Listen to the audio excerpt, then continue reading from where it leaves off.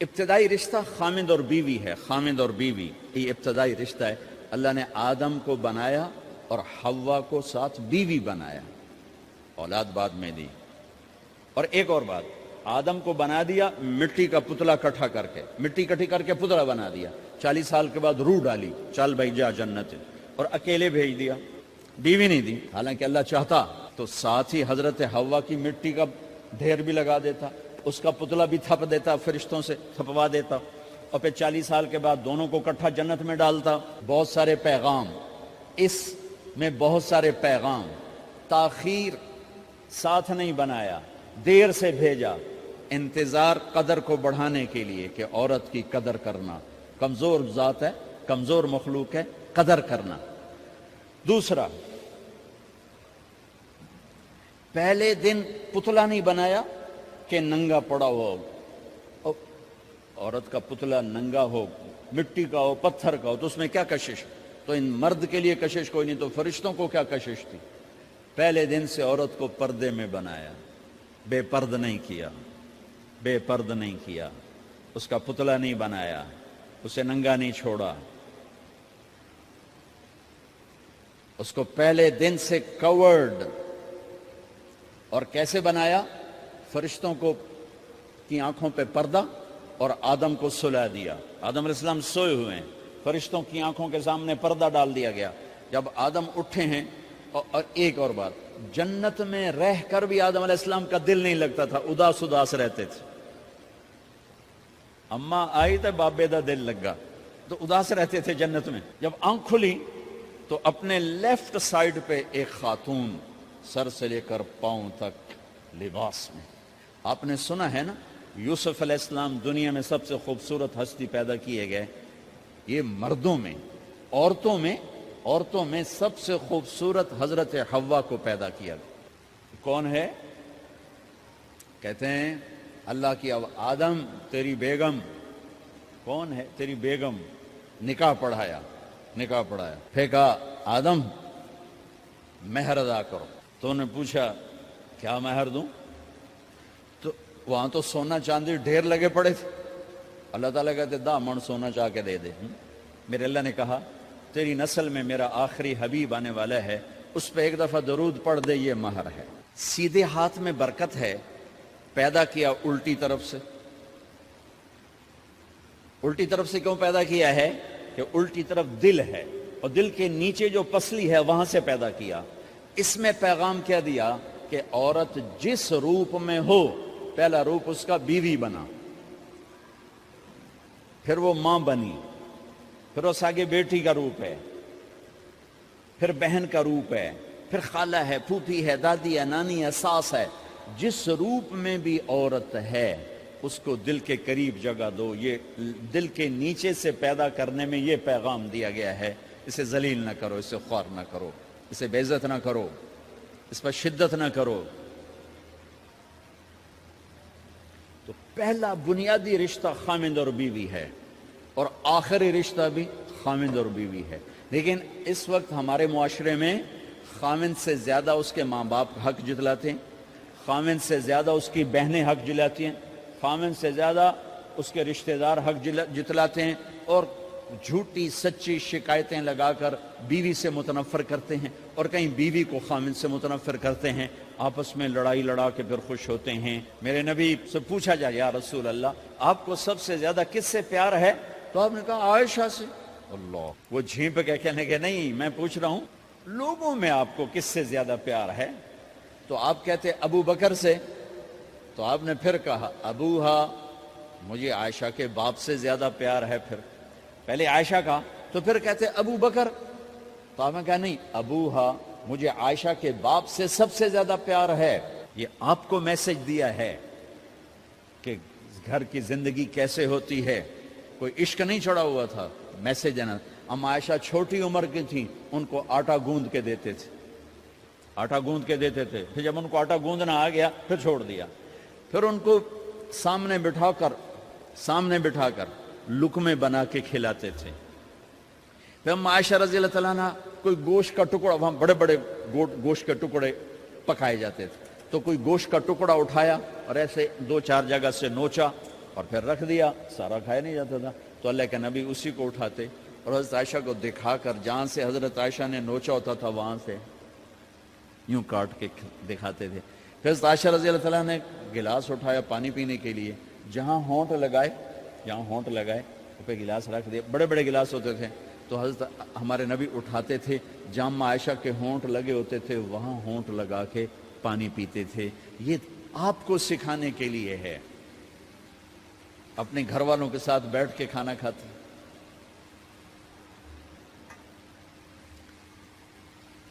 یہ میرے نبی کی معاشرت ہے، یہ میرے نبی کی زندگی۔ گھر میں جھاڑو دیتے، اپنے کپڑے خود دھوتے، کوئی چیزیں بکھری پڑی ہوتی تو بیویوں کو نہیں ڈانٹتے، خود اٹھ کے سیٹ کر کے رکھ دیتے، گھر والوں کے ساتھ مل کر برتن دھوتے، صفائی کرتے، گھر والوں کے ساتھ مل کر۔ یہ میرے نبی کی ایک خوبصورت زندگی ہے بھائیوں بہنوں، ہم بھلا چکے ہیں۔ بیوی کے لیے خامند کو سب سے بڑا حقدار۔ بعض لڑکیاں ایسی نادانی کرتی ہیں کہ شادی کے بعد بھی اپنے ماں باپ کی آنکھ کو دیکھ کے چلتی ہیں۔ شادی کے بعد سب سے بڑا حق خامند کا ہے، شادی کے بعد سب سے بڑا حق خامند کا ہے۔ ماں باپ پیچھے چلے جاتے ہیں، بہن بھائی پیچھے چلے جاتے ہیں، لیکن یہ نادانیاں بھی دیکھنے کو ملتی ہیں کہ شادی کے بعد بھی ماں باپ اپنی بچی کو اپنے قابو میں رکھنے کی ترتیبیں سوچتے ہیں تو وہ بھی اپنی بچی کا گھر برباد کر دیتے ہیں۔ میرے نبی سے پوچھا گیا یا رسول اللہ عورت پر سب سے زیادہ کس کا حق ہے؟ تو آپ نے فرمایا اس کے خامند۔ ایک خاتون ہے، یا رسول اللہ میری شادی ہو رہی ہے تو میرے اوپر میرے خامند کا کیا حق ہے؟ تو آپ نے ارشاد فرمایا تیرے خامند کے جسم پر زخم ہو، زخموں میں پیپ پڑ جائے اور تو اپنی زبان سے چاٹ چاٹ کے زخم صاف کرے تو تو نے اپنے خامند کا حق ادا نہیں کیا۔ خامند کو سمجھایا کہ سب سے بہترین مسلمان وہ ہے جو بیوی سے اچھا سلوک کرتا ہے، اور میرا سب سے اچھا سلوک ہے اپنی بیویوں کے ساتھ، یعنی قاب قوسین او ادنا آپ کا مقام ہے۔ اللہ پاک کا دیدار اپنی آنکھوں سے کیا ہوا ہے، اور آپ ہمیں معاشرت سکھا رہے ہیں کہ ایک جہاد کے سفر سے واپس آ رہے ہیں، ہم عائشہ ساتھ ہیں، تو آپ نے صحابہ سے کہا بھئی آگے چلے جاؤ، وہ سارے آگے چلے گئے۔ جب سارے نظروں سے غائب ہو گئے تو آپ نے کہا عائشہ دوڑ لگاؤ گی میرے ساتھ؟ عائشہ نے نہیں کہا، میرے نبی نے کہا دوڑ لگاؤ گی؟ آج کل کا کوئی علامہ بھی یہ نہیں کرے گا۔ عائشہ دوڑ لگاؤ گی میرے ساتھ؟ کہا جی لگاؤں گی۔ تو دوڑ لگائی تو عائشہ فرماتی ہے میں آگے نکل گئی، اللہ کے نبی پیچھے رہ گئے، چاہے آپ جان بوجھ کے آستہ ہوئے ہوں ان کی دل جوئی کے لیے۔ کچھ سال گزر گئے، پھر جہاد کے سفر سے واپسی ہو رہی ہے تو آپ نے صحابہ سے کہا بھائی آگے چلے جاؤ، وہ سارے آگے چلے گئے، غائب ہو گئے۔ عائشہ دوڑ لگائیں؟ کہا جی لگائیں۔ تو فرمایا کہ ان دنوں میں ذرا موٹی ہو گئی تھی، جب دوڑ لگائی تو اللہ کے نبی آگے نکل گئے، تو پھر آپ نے کہا عائشہ ہذہ بتلک، عائشہ اب تیرا میرا حساب برابر ہو گیا، اس دفعہ تو آگے نکل گئی، آج میں آگے نکل گیا۔ یہ میرے نبی کی معاشرت ہے کہ بھری محفل میں کہہ رہے ہیں مجھے عائشہ سے سب سے زیادہ پیار ہے۔ اور عرب میں عیب تھا، جیسے ہمارے ہاں بھی عیب ہے کہ کوئی بھری محفل میں کہ مجھے بیوی سے سب سے زیادہ پیار، کہ تیری ماں کتنے گئی؟ بھائی ماں کا اور خانہ ہے، بیوی کا اور خانہ ہے، ماں کی اور جگہ ہے، بیوی کی اور جگہ ہے۔ تو میں آپ سب سے کہتا ہوں ماں باپ کی وجہ سے بیویوں پہ زیادتی نہ کرو، بیوی کی وجہ سے ماں باپ پہ زیادتی نہ کرو۔ بڑے ہو تو بڑے بنو، ہمارے نبی تو آپ سسر بھی ہیں نا، آپ نے 4 بیٹیوں کی شادیاں کی، 2 تو ایک ہی کو دے دی عثمان کو، رقیہ اور ام کلثوم رضی اللہ تعالیٰ عنہما، حضرت عثمان کے نکاح میں، ابو العاص رضی اللہ تعالیٰ عنہ کو زینب، اور سب سے پیاری محبوب بیٹی حضرت علی رضی اللہ تعالیٰ عنہ۔ باقی 3 نکاح بڑے سادہ کیے، حضرت فاطمہ کا نکاح بڑے دھوم دھام سے کیا۔ ان کا رشتہ لے کر صدیق آئے، یا رسول اللہ میں خواہش مند ہوں، آپ چپ رہے۔ پھر حضرت عمر بعد میں گئے، یا رسول اللہ میں خواہش مند ہوں، آپ چپ رہے۔ تو عبد الرحمن بن عوف رضی اللہ تعالیٰ نے حضرت علی سے کہا علی تو جا، تجھے دے دیں گے۔ وہ کہنے کہ میں تو بہت غریب ہوں، مجھے کہاں دیں گے؟ حضرت علی کا ذاتی گھر بھی نہیں تھا، کسی سے ایک کوٹھا مانگ کے اس میں رہ رہے تھے مدینہ میں. کہا نہیں تو جا. تو یہ مسجد میں پہنچے, اللہ کے نبی کو دیکھا تو ایسا روب طاری ہوا کہ بولے ہی کچھ نہیں. اللہ کے نبی کو تو پتا ہے کہ کیا ہے اور کس لیے ہے. تو آپ نے کہا علی کیسے آئے؟ چپ. کہا لگتا ہے فاطمہ کے رشتے کے لیے آئے ہو. کہا جی ہاں. تو آپ نے کہا انشاءاللہ. اتنا کہا انشاءاللہ اور چپ ہو گئے. تو حضرت علی چپ کر کے اٹھ کے باہر آ گئے. صحابہ باہر کھڑے ہوئے تھے. تو کہنے لگے یار دیکھا نا, میں تمہیں پہلے ہی کہتا تھا مجھے نہ بھیجو, انکار ہو گیا, بولے ہی کچھ نہیں. تو حضرت عبد الرحمن بن عوف کہنے لگے جنہوں نے بھیجا تھا وہ کچھ تو کہا ہوگا, کہ بس انشاءاللہ کہا. کہا تو اللہ کے بندے ہاں ہو گئی, نبی کی انشاءاللہ ہاں ہوتی ہے, یہ ہاں کیوں نہیں کی؟ سبحان اللہ, اللہ اکبر, یہ ہاں کیوں نہیں کی؟ گھر گئے, فاطمہ علی کا رشتہ آیا ہے کر دوں, اس لیے ہاں نہیں کی. ہم تو بیٹیوں سے پوچھتے ہی نہیں, عیب سمجھتے ہیں بیٹیوں سے پوچھنا. جی میں گاں نو بن چھڑیا قلعے نال, ایویں اسی دیاں نو بن چھڑنے قلعے نال. مجھے ایک اپنی مطلب برادری لیول کے ایک خاتون کا فون آیا کہ مولانا پڑھایا مجھے لاہور میں اچھے کالجوں میں, اور میری منگنی کرتے وقت مجھ سے پوچھا ہی نہیں, اور ایک شرابی سے منگنی کر کے مجھے اطلاع دی اسی تیری منگنی کر چھڑی ہے, فلانی تاریخ نو تیرا نکاح بھی ہونا ہے. مجھے آج تک گلہ ہے, پوچھ لیتے. اگر نہیں پوچھا تھا چلو میں نہ ساڑھے پنجاب کوئی نہیں پوچھ دے, گاں موج دی طرح ٹور چھڑ دین, تو چلو اتنا تو ویکھ لیں دے بھی کم از کم شراب تو نہ پیندا ہویا. ایک شرابی نال میرا نکاح کر چھڑ, ساری زندگی اڈیاں رگڑ رگڑ میری گزر گئی. علی جیسا رشتہ آیا ہو تو اوپر سے حکم بھی آ چکا ہو کہ علی کو ہی دینا ہے, تو پھر آپ فاطمہ سے پوچھیں فاطمہ تیرا رشتہ آیا ہے علی کا, کر دوں؟ حضرت فاطمہ نے ہاں کی تو پھر مسجد تشریف لائے. یہ آپ کو معاشرت سکھائی جا رہی کہ بیٹیوں سے بھی پوچھو, زندگی انہوں نے گزارنی ہے, تم نے تو نہیں گزارنی. بس میری غیرت دا سوال ہے, میں اتنا ہی کرنا نہیں تو بیٹھی رہے. میری اپنی فیملی میں اتنی عورتیں بوڑھی ہو کے قبروں میں چلی گئیں, بس اتنا ہی کرنا نہیں کرنا تو بیٹھی رہے. وہ بیٹھی رہ گئیں. یہ ظلم و ستم ہے جو تمہاری عدالت میں بھی نہیں آتا, کوئی کیس بھی نہیں ہوتا, لیکن اللہ کی عدالت میں کیس درج ہو چکا ہے کہ میرے نبی نے علی جیسے داماد کے لیے بھی پہلے پوچھا, حالانکہ اوپر سے اشارہ ہو چکا ہے. ابھی بتاتا ہوں میں. فاطمہ بیٹی علی کا رشتہ ہے, کر دوں؟ انہوں نے کہا کر دیں. پھر کہا بلاؤ. پھر علی آئے, کہا علی جمع کرو لوگوں کو. مسجد ساری بھر گئی. تو آپ ممبر پر تشریف فرما ہوئے. حضرت علی کو ایسے سامنے بٹھایا, کہا لوگوں مجھے جبریل اللہ کی طرف سے پیغام دینے آئے ہیں کہ میں اپنی بیٹی فاطمہ کا نکاح علی کے ساتھ کر دوں. آسمان سے وحی بھی آئی ہو اور پھر بھی پوچھا جائے, یہ میرے نبی کی معاشرت ہے. ہم تو پوچھنا عیب سمجھتے اور اسے ذلت سمجھتے ہیں.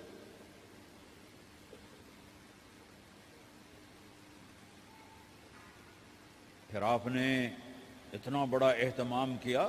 مسجد نبوی پرانی جو آپ کے زمانے کی تھی, بہت بڑا ہال تھا, اس کا بھرا ہوا تھا. آپ نے سب کو شہد کا شربت پلایا, خود نکاح پڑھایا, نکاح کا خطبہ پڑھ کیا. پھر کہا علی میں نے فاطمہ بنت محمد کو 400 درم مہر کے عوض تمہارے نکاح میں دیا, تو نے قبول کیا؟ انہوں نے کہا جی میں نے قبول کیا, اور سجدے میں چلے گئے اور زور سے دعا مانگی, رب اوزعنی ان اشکر نعمتک التي انعمت علی وعلى والدی وان اعمل صالحا ترضاہ واصلح لی فی ذریتی انی تبت الیک واننی من المسلمین. میرے نبی نے کہا آمین, زور سے کہا آمین. نکاح ہو گیا. رخصتی ہوئی 6 مہینے بعد, 1 مہینے بعد, 1 سال بعد. 3 روایات ہیں, فوراً 4 روایات, لیکن زیادہ صحیح ہے دیر کے بعد, فوراً نہیں ہوئی, کچھ عرصے کے بعد رخصتی ہوئی. حضرت عقیل آپ کے بھائی وہ کہنے لگے علی اب رخصتی ہو جانی چاہیے. تو یہ دونوں مل کر آئے سلمان فارسی کے پاس کہ سلمان بھائی ہماری رخصتی کروا دو. سلمان فارسی کا بڑا احترام تھا. انہوں نے جا کر بات کی ام سلمہ رضی اللہ تعالیٰ عنہ سے. ام سلمہ نے بات کی اللہ کے نبی سے کہا ہاں آ جائے لے جائے لے جائے. تو علی رضی اللہ تعالیٰ عنہ اپنی اونٹنی لے کر آئے. تو حضرت علی کا گھر وہ کرائے پر گھر تھا ایک کونے پر. تو وہاں اسما بنت امیس اور ام ایمن گئیں اور اس کے فرش کو لیول کیا. فرش میں سرخ مٹی ڈال کے اس کو لیول کیا اور دیواروں کی پوچا پاچی کی اور وہاں کھوٹیاں لگائیں کپڑے ٹانگنے کے لیے. آپ نے حضرت عائشہ اور حضرت ام حبیبہ حضرت ام سلمہ سے فرمایا تمہیں پتہ ہے نا مجھے فاطمہ سے کتنا پیار ہے, اسے دلہن بناؤ. دلہن بنانا بھی سنت ہے. دلہن بناؤ, اسے دلہن بناؤ. تو آپ کو دلہن بنایا گیا. پھر علی رضی اللہ تعالیٰ عنہ تشریف لائے سلمان فارسی اور عقیل کے ساتھ. اونٹنی کو دروازے پر بٹھایا تو آپ نے علی کا ہاتھ پکڑا, اندر تشریف لے گئے اور فاطمہ کا ہاتھ پکڑ کے علی کے ہاتھ میں دیا اور کہا بیٹی مجھے اپنے خاندان میں جو سب سے زیادہ محبوب تھا میں نے تیرا ہاتھ اس کے ہاتھ میں دیا ہے. پھر کہا علی تجھے نبی کی بیٹی مبارک, نبی کی بیٹی مبارک. پھر آپ نے اسے پیالے میں پانی منگوایا اور اس میں آخری 2 سورتیں پڑھ کے دم بھی کیا, تھوک بھی ڈالا. پھر اس میں سے انگلیاں ڈال کے ان کے سینے پر چھڑکا تو دونوں پی لو. دونوں کو پلایا. پھر باہر تک چھوڑنے آئے. حضرت علی نے آپ کو اونٹنی پہ بٹھایا. آپ نے 2 عورتوں کو ساتھ بھیجا, ام ایمن اور اسما بنت عمیس. یہ چھوٹی سی بارات جا کر علی کے گھر اتری اور آپ نے حضرت علی سے فرمایا کہ میں عشاء پڑھ کے آؤں گا, میرا انتظار کرنا ہے. تو عشاء کی نماز کے بعد آپ تشریف لے گئے. آپ نے دوبارہ پیالے میں پانی منگوایا اور اس پر آخری 2 سورتیں پڑھ کے دم کیا. پھر ان کے سینے پر چھڑکا, یہاں بازوؤں پر چھڑکا اور کمر پر چھڑکا اور دعا دی اللہم اسد جدہما وجمع شملہما وبارک علیہما واخرج منہما ذریۃ صالحہ. یہ دعا دی آپ نے اس وقت کہ میرے مالک ان کے جمع ہونے میں برکت عطا فرما اور ان کو سعادتیں عطا فرما اور ان کو نیک اولاد عطا فرما. یوں میرے نبی نے اپنی بیٹی کو رخصت فرمایا. اگلے دن آپ نے حضرت علی کو بلا کے فرمایا علی ولیمہ بھی کرنا ہے. کہنے لگے یا رسول اللہ میرے پاس تو کچھ نہیں. تو آپ نے کہا تو سعد بن ابی وقاص کہنے لگے یا رسول اللہ میرے پاس ایک چھترا کھڑا ہے, چھترا لاؤ. ذبح کیا گیا. آپ نے اس میں چھوارے ڈلوائے, قورمہ بنوایا, قورمہ, اور اپنی طرف سے حضرت علی کو پیسے دیے کہ جاؤ چھوارے, گھی, شہد خرید کے لاؤ. تو علی رضی اللہ تعالیٰ نے 5 درم کے چھوارے خریدے اور 3 درم کا شہد خریدا اور 1 درم کا گھی خریدا. 9 درم تھے ٹوٹل. تو آپ نے کافی سارا آ گیا تو چھواروں کی گٹھلیاں نکلوا کے ان کو پسوایا, پھر شہد اور گھی میں ملایا اور ایک سویٹ ڈش تیار کی اور اس کو حضرت علی کے ولیمے میں آپ نے اپنی طرف سے پیش کیا. تو اس دن تازہ روٹی جو کی پکائی گئی اور دیگ پر میرے نبی خود بیٹھے کھانا کھلانے, تقسیم کرنے خود بیٹھے. اب ایک چھترا ہے, 13-14 کلو گوشت ہے, 15 کلو, تو 50 آدمی کھا لیں گے. آپ نے کہا سارے مدینے کو دعوت ہے, سارے مدینے والے جتنے بھی آئے اور میرے نبی خود دیگ سے نکال کے کھلاتے رہے. سارا مدینہ ولیمہ فاطمہ کا کھا گیا اور دیگ بھری پڑی تھی. تو ولیمے میں تکلف جائز ہے, سادگی بھی جائز ہے. سادگی بھی سنت ہے, تکلف بھی سنت ہے.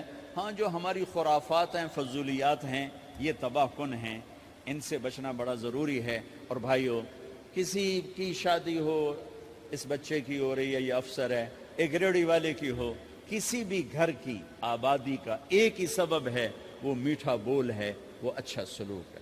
جس کی بیٹی کو لے جا رہے ہو اسے عزت دینا, اور یہ جو جا رہی ہے یہ ان کو اپنا ماں باپ سمجھے, اپنے خامند کے ماں باپ کو اپنے ماں باپ سمجھے. جاتے ہی لکیریں لگانا نہ شروع کر دے, مینو وکھرا کرتے نوائدے کرتے نوائدے کر.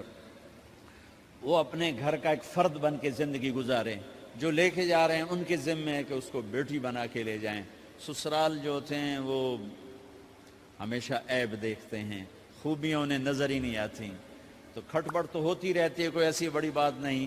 کھٹپٹ کو صلح میں بدلو, مزید لڑائی جھگڑا نہ بڑھاؤ. میرے نبی حضرت فاطمہ کے گھر آئے, دیکھا تو آپ اداس بیٹھی. آپ نے کہا فاطمہ بیٹی کیا ہوا؟ کہ میرا اور علی کا جھگڑا ہو گیا. اچھا. خود گئے بیٹی کے باپ ہو کر, دیکھا تو حضرت علی مسجد میں سوئے ہوئے تھے. آپ نے ان کو اٹھایا, کہا یا ابا تراب قم, آپ کو یہ ٹائٹل یہاں ملا, اے ابو تراب. فرمایا کرتے تھے کل کائنات ملتی تو اتنی خوشی نہ ہوتی جتنا اس ٹائٹل کی خوشی ہے.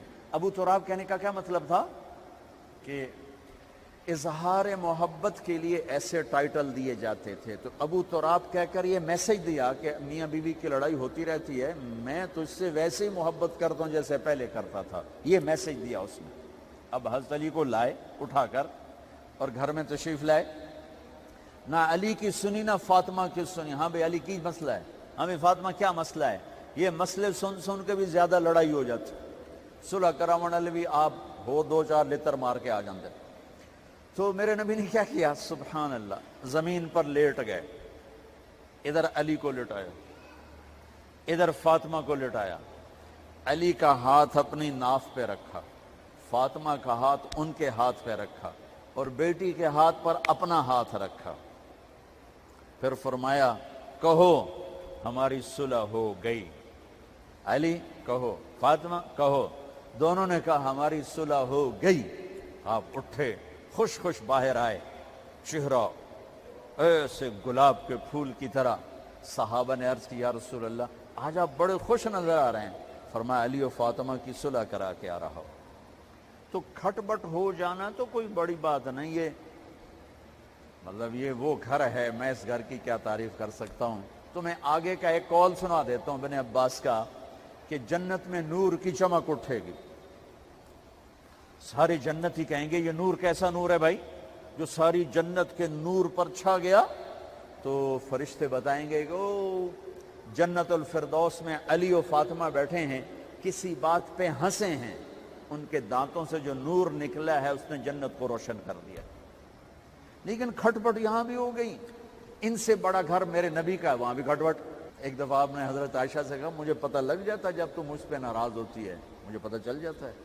انہوں نے عرض کی یا رسول اللہ آپ کو کیسے پتہ چلتا ہے؟ کہ جب تو مجھ پہ ناراض ہوتی ہے نا تو قسم اٹھاتے ہوئے کہتی ہے ابراہیم کے رب کی قسم, اور جب مجھ پہ راضی ہوتی ہے تو پھر تو قسم اٹھاتے ہوئے کہتی ہے محمد کے رب کی قسم. کہ ایسے مجھے پتہ چل جاتا ہے جب تو کہتے ہیں نا ابراہیم کے رب کی قسم, تو مجھے پتہ چل جاتا ہے کوئی کھٹبٹ ہو گئی ہے. تو نبی کے گھر میں بھی ہو جاتی ہے. یہ مسئلہ تو ختم ہوگا. جنت میں ہمارے ذمہ ہے کہ ان چیزوں کو کم کریں.